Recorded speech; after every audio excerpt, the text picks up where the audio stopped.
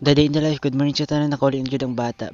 Siyempre mag-helmet tayo kasi safety first. Ipakita rin ako ang view diri kay nag reels ko. Basta dili pa nakabot og 1 hour reels na bitaw dili ni reels. Samtang wala pa nagawas ang adlaw. Vlog sa to diri pang reels. Bitaw guys, samtang nagabiyahe ko ganiya padulong diri sa moa. Dai gilagas ko wakwak. Bitaw kusog kayo ang tingog niya sa skyline gani. Ambot ra pod kong wakwak. Basig dili di ay. Bitaw amping kanunay sa inyong mga biyahe. Paggawas pod lagi sa haring adlaw gisugo nako. My father said, "No, kawar mo man di binila tayo nga pagajay." Ni katawa ka na kay wala nimo naintindihan. Oy, pag-aral-aral din ng mga language. Bitaw kaning nga pala stock ni guys. Basta na-block ang sagol diha. Ni-stock ni 2 to 3 months. Kay katong pag-harvest man gud nila papa. Nako ni bagsak yun ang mahumay. Ang ginahimo nila gini-stock na lang. Malaki yung gusto mo dito pag sa pagtatanim. Tapos bibili lang nila ng 12 per kilo. Nako dai dili jud makabawi sa kasto. Murag kalahati naman ang ilaha. Ang uban lagi nga naitanom og palay. Ilahan na lang gina-stock og masaka ng kiloan na ginamaligyan na nila. Oy sa kainit nang iba yung mukha. Kani nga area palayan pod nila papa. Basta magbunga lagi ang palay daghan kayog maya. Ambot ra pod kung unsay tawag to sa inyo ha. Basta maya nga bird. Pagtapos nagtulog og 5 minutes. Tapos gusto na ko magbangin nako nakakita kog kubra. Kato gitawag nako si papa. Dai modlok man ko mapaduloy. Lagson pa ko na. Imbis na wala tay pilas na noon. Basta tag-init lagi da mong gawas na. Bitaw amping ta kanunay.